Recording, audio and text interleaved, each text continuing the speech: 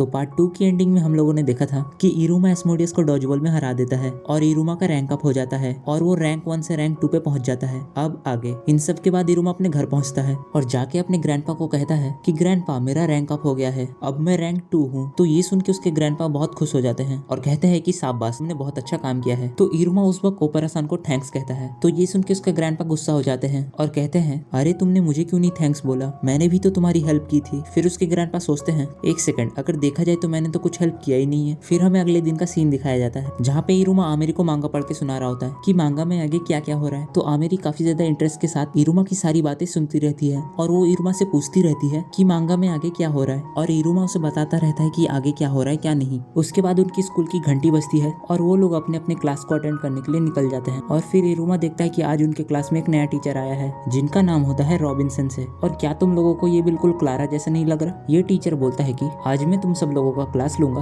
और तुम सबको आज अपने फैमिलियर के साथ बॉन्डिंग बनानी है। तो वो क्लास शुरू करता है और फिर सबसे पहले एस्मोडियस अपने फैमिलियर को समन करता है जो कि होता है गॉर्गन स्नेक। फिर उसको देख के सैबनोक भी अपना फैमिलियर समन करता है जो कि होता है कैल्पी। और इन दोनों के बीच में फिर से लड़ाई शुरू हो जाती है कि किसका फैमिलियर ज्यादा अच्छा है। उसके बाद क्लारा अपने फैमिलियर को समन करती है जो कि होता है एक मिथिकल बीस्ट जो कि बहुत ज्यादा रेयर होता है। तो फिर रॉबिन्सन से बोलते हैं अरे क्लारा, तुमने इसे कैसे कंट्रोल किया, ये तुम्हारे ऑर्डर्स कैसे मानता है? लेकिन थोड़ी देर के बाद रॉबिन्सन को पता चलता है कि क्लारा ने इसे असल में कंट्रोल नहीं किया बल्कि खुद इसने क्लारा को ही कंट्रोल कर लिया है। वो एक बॉल फेंकता है और क्लारा उसे उठा के ले आती है। वो उससे कहता है क्लारा मेरे लिए एक बन लेके आओ। तो क्लारा फटाक से एक बन लेके आती है और ये देख के रॉबिन्सन से हैरान हो जाते हैं कि ये दोनों आपस में बात कैसे कर रहे हैं। तो क्लारा लिटरली अपने फैमिलियर की बातें सुनती रहती है जो कि यहाँ पे उल्टा ही सीन होता है। और उसके बाद बारी आती है इरुमा की और हम सबको पता है कि इरुमा का फैमिलियर कौन है, वो है कालेगो सेंसे। वेल इरुमा स्टार्टिंग में अपने फैमिलियर को समन नहीं कर रहा होता है लेकिन रॉबिन सेंसे के बहुत देर तक फोर्स करने के बाद वो अपना फैमिलियर समन करता है। तो वो जब समन करता है तब रॉबिन देख के हैरान हो जाता है कि इरुमा का जो फैमिलियर है वो इतना नरम और फ्लफी क्यों है, क्योंकि इस वक्त इसको पता ही नहीं होता कि इरुमा का फैमिलियर कालेगो सेंसे है। वेल कालेगो सेंसे इरुमा पे स्टार्टिंग पे गुस्सा करते हैं लेकिन फिर वो कहते हैं अब जब तुमने मुझे समन कर ही लिया है तो तुम्हें इस क्लास में फुल मार्क्स लाने पड़ेंगे, क्योंकि भले ही मैं तुम्हारा फैमिलियर हूँ लेकिन मैं तुम्हारा टीचर भी हूँ और मैं तुम्हारी पढ़ाई में बाधा बिल्कुल भी नहीं डाल सकता। उसके लिए तुम्हें हर एक चीज करना पड़ेगा। तो रॉबिन्सन से सबसे पहला काम देते हैं वो होता है फ्रिस्बी को फेंकना। अपने फ्रिस्बी को फेंको और अपने फैमिलियर को बोलो वो लेके आए। तो इरुमा फ्रिस्बी को फेंकता है और कालेगो सेंसे गुस्से में जाके उस फ्रिस्बी को लेके आते हैं। उसके बाद रॉबिन्सन से बोलते हैं तो चलो अब नेक्स्ट होगा डांस करना, फिर अपने फैमिलियर के साथ भागो,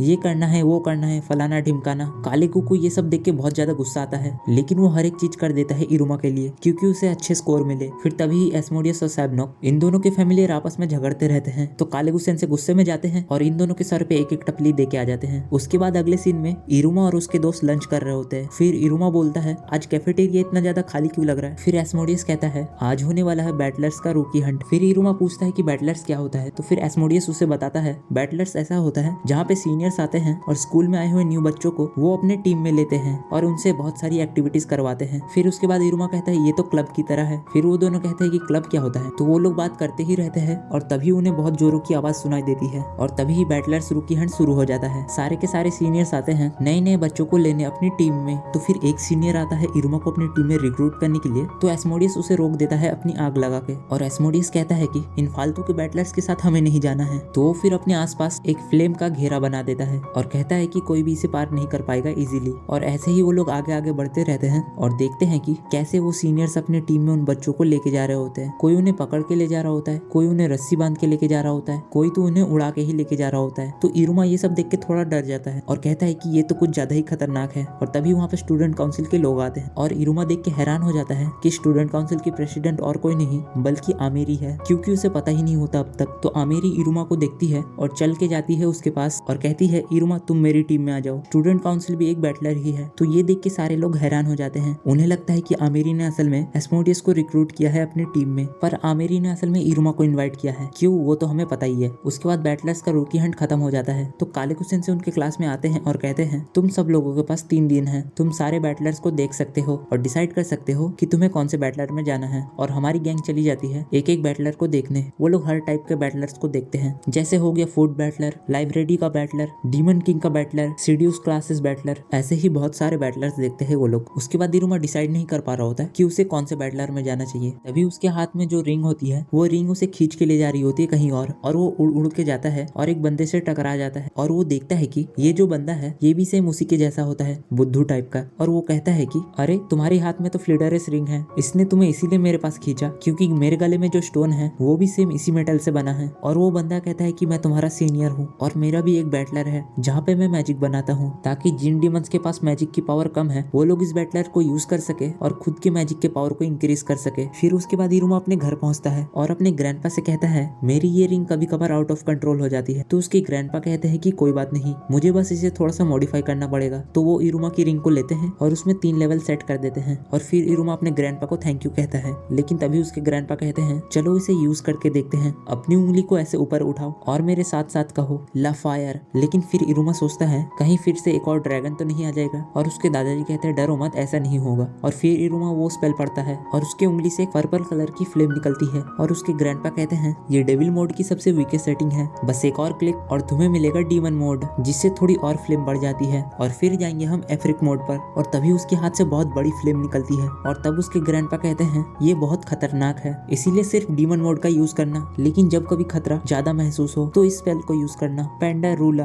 और इरुमा वो स्पेल बोलने ही वाला था कि तभी उसके दादाजी उसका मुंह बंद कर देते हैं और कहते हैं अभी नहीं, जब कभी खतरा महसूस हो तब इसे यूज करना। ये स्पेल रिंग के सारे मैजिक को एक बार में यूज कर लेता है और ये बहुत ज्यादा पावरफुल होता है और इसे सिर्फ खास मौकों पे ही यूज करना। तो इरुमा कहता है ठीक है। उसके बाद इरुमा वापस से अगले दिन सब बैटलर्स को ढूंढता रहता है और वो फिर जाता है कैनन बॉल वाले बैटलर्स में जहाँ पे वो रिंग के फर्स्ट लेवल को यूज करके बॉल को फेंकता है। तो वहाँ के लोग कहते हैं अरे तुम्हारी पावर अचानक से इतनी कम क्यों हो गई। उसके बाद इरुमा हॉल में चलता रहता है अपने दोस्तों के साथ और तभी उसको आमिर का मैसेज आता है कि इरुमा तुम स्टूडेंट काउंसिल कब आ रहे हो। और वो कहता है थोड़ी देर में आता हूँ। और तभी उसे एक धमाका सुनाई देता है उसके बगल वाले रूम से और वो देखता है यहाँ पे वही वाला बंदा होता है जो कि उस दिन इरुमा से टकराया था। तो इरुमा उसे देख के थोड़ा हैरान हो जाता है। फिर उसके बाद इरुमा इस बंदे का थोड़ा सा केयर करता है, उसको पंखे से हवा करता है और उससे पूछता है कि आपका नाम क्या है। तो ये बंदा बोलता है कि मेरा नाम किरियो है और मैं मैजिक में बहुत ज्यादा कमजोर हूँ और इसीलिए मैंने ये बैटलर बनाया है जहाँ पे मैं कमजोर मैजिक वाले बच्चों को अपने ग्रुप में लेता हूँ, लेकिन फिलहाल मैं अभी के लिए यहाँ पे अकेला हूँ। फिर इरुमा उससे पूछता है कि आपने अभी तक यहाँ पे क्या क्या किया है। तो फिर वो इरुमा को एक एक करके अपने गैजेट्स दिखाने लगता है और वो दिखाते दिखाते इतना ज्यादा एक्साइटेड हो जाता है कि वो खांसने लगता है और खांसते खांसते उसके मुंह से खून निकलने लगता है। तो वो इरुमा को बोलता है ये कॉमन सी बात है, मैं असल में वीक हूँ इसीलिए ये होता है। फिर इरुमा देखता है कि जो वहाँ पे धमाका हुआ था उसकी वजह से वहाँ पे कुछ टुकड़े जमीन पे गिरे हुए होते हैं और इरुमा उसे एक एक करके उठा के जोड़ने लगता है बिल्कुल एक पजल की तरह। फिर इरुमा उसे फटाफट ठीक भी कर देता है और इसको बना के दे देता है। तो फिर वो इरुमा को कहता है वाओ तुमने इतनी जल्दी इसे कैसे बना लिया। तो इरुमा बोलता है कि इन सब चीजों में तो मैं एक्सपर्ट हूँ, ये सब तो मैं बचपन से करता आ रहा हूँ। उसके बाद किरियो उस दिल वाली चीज को लेता है और उसको अपनी मशीन के अंदर डाल के उसको चालू कर देता है और इरुमा को अपना मैजिक दिखाता है कि ये मशीन कैसे काम करती है। वो इरुमा से कहता है मेरा गोल ये है कि मैं एक ऐसा मशीन बनाऊं जो कि कमजोर डीमंस के लिए होता है और वो लोग उसकी मदद से अपनी पावर को इंक्रीज कर सके। इसके थ्रू मैं मैजिक का पावर गैप कम करना चाहता हूँ। ये सुनकर इरुमा को काफी ज्यादा अच्छा लगता है। फिर कुछ देर बाद इरुमा आमिर को मैसेज करता है कि आज मैं स्टूडेंट काउंसिल नहीं आ पाऊंगा। तो आमिर का दिल टूट जाता है, उसने बहुत सारी तैयारी करके रखी होती है इरुमा के लिए। उसके बाद इरुमा किरियो से पूछता है क्या मैं आपका क्लब ज्वाइन कर सकता हूँ। तो जिसपे किरियो हाँ कह देता है। फिर उसके बाद इरुमा जाता है और अपने दोस्तों से कहता है कि मैंने ये बैटलर ज्वाइन करने के बारे में सोच लिया है। तो फिर एस्मोडियस और क्लारा भी कहते हैं ठीक है फिर हम भी वो ज्वाइन करेंगे। तो फिर अगले ही दिन तीनों ही जाते हैं किरियो के पास। ये देख के किरियो काफी ज्यादा खुश हो जाता है। फिर अगले दिन इरुमा जाता है आमिर के क्लब रूम में और उसको देख के आमिर काफी ज्यादा खुश हो जाती है। उसको लगता है कि इरुमा आ गया है उसका क्लब ज्वाइन करने। तो आमिर इरुमा के लिए चाय बनाती है और उससे बातें करती है और तभी इरुमा उससे कहता है मैंने दूसरा क्लब ज्वाइन कर लिया है। तो ये सुन के आमिर को काफी ज्यादा गुस्सा आता है, उसका तो दिल ही टूट जाता है। फिर अगले दिन ऑपरेशन बोलते हैं कि स्टूडेंट टीचर मीटिंग होने वाला है जहाँ आपके बैटलर में आपके पेरेंट्स आएंगे आपको देखने के लिए कि आपका बैटलर कैसा होता है और इसे ही कहते हैं बैटलर्स पार्टी। उसी वक्त इस डीमन वर्ल्ड में कुछ इंपॉर्टेंट हो रहा होता है जो कि होता है 13th डिनर। यहाँ पे असल में 13 डीमंस होते हैं जो कि पूरे डीमन वर्ल्ड के सबसे पावरफुल लोग हैं और वो लोग बात कर रहे होते हैं कि अगला डीमन किंग कौन बनेगा, क्योंकि डीमन किंग की कुर्सी अभी खाली है और उसके लिए 3 टॉप हाई लेवल के सबसे पावरफुल डीमंस होते हैं जिनमें से एक होता है सालेबन जो होते हैं इरुमा के ग्रैंडपा। तो ये 3 डीमंस सबसे ऊपर वाले फ्लोर पे बैठे होते हैं जो कि होता है 666। वो लोग बात करते रहते हैं कि किसका ग्रैंड चाइल्ड सबसे ज्यादा क्यूट है। तभी सालेबन कहता है ये देखो मेरे पास भी एक ग्रैंडसन है। तो ये देख के बाकी दोनों हैरान हो जाते हैं और वो कहते हैं अरे तुम्हारा ग्रैंडसन कैसे हुआ, तुम्हारी तो शादी भी नहीं हुई है, तुम तो साले सिंगल हो। लेकिन वो फिर भी बोलते हैं तुम्हारा ग्रैंडसन बहुत ज्यादा क्यूट है सुलेवन। और वो दोनों डिसाइड करते हैं कि वो लोग सुलेवन को डीमन किंग बनाना चाहते हैं। लेकिन सुलेवन कहता है कि मुझे अभी डीमन किंग नहीं बनना क्योंकि मैं बहुत ज्यादा खुश हूँ अपने ग्रैंडसन के साथ। तो फिलहाल के लिए मैं सिर्फ चेयर डीमन बन के रहना चाहता हूँ। उसके बाद सुलेवन मिलते हैं आमिर के पापा से। आमिर के पापा सुलेवन को कहते हैं कि हमें आपको अरेस्ट करना पड़ेगा क्योंकि आमिर के डैड एक पुलिस वाले होते हैं और वो कहते हैं हमें किसी ने खबर दी है आप इनलीगली ह्यूमन वर्ल्ड पे गए थे। और वो लोग सुलेवन को लेके चले जाते हैं पुलिस स्टेशन और वहाँ पे उसे पकड़ के रख लेते हैं, लेकिन वहाँ पे भी सुलेवन को कोई कुछ नहीं कर सकता, उसके तो मजे ही मजे है। इस वक्त हमें पता नहीं होता इन लोगों को असल में मालूम कैसे पड़ा कि सुलेवन असल में ह्यूमन वर्ल्ड पे गया था, क्योंकि पुलिस वाला कहता है कि उसे किसी ने टिप दी है, लेकिन किसने टिप दी है वो हमें पता नहीं। फिर अगले दिन सारे बच्चे खुश रहते हैं, उनका मतलब बैटलर्स पार्टी होने वाली है और उनके पेरेंट्स उन्हें देखने आएंगे। कुछ लोग यहाँ पे नर्वस भी रहते हैं ये सोच के कि उनके पेरेंट्स क्या सोचेंगे। और इरुमा कहता है कि ये मेरी लाइफ में पहली बार होने जा रहा है कि मेरे पेरेंट्स मेरे स्कूल में आने वाले हैं। जो मेरी पुरानी लाइफ थी उसमें तो मेरे पेरेंट्स को घंटा मेरी फिक्र नहीं थी, लेकिन यहाँ पे मुझे पता है कि मेरे ग्रैंडपा आएंगे